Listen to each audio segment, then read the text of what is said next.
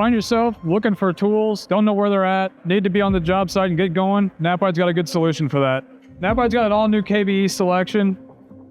Knapheide van equipment. We've got first aid boxes, glove box, hooks for all your extension cords, other ropes, hoses. We've got these, come in 5 packs, 3 packs on the end panel. You can put them anywhere you want. They come off, move them around, put them. Drop down doors on the new system. We've got them for all 3 of our drawer widths, 6, 4, and 2. We've got L boxes here that's stackable. Our T box, small compartment boxes. S boxes, multiple widths. We've got this narrow and the wide. We've got power tools, under shelf storage.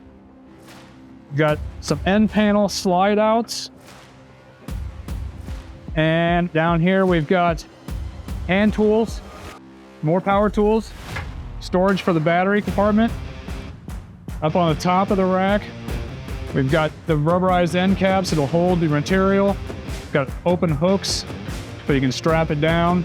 The all-new Knapheide KBE is made from galvanized spangled steel, 18 gauge. It is the same material that we use in all of our service body shelving.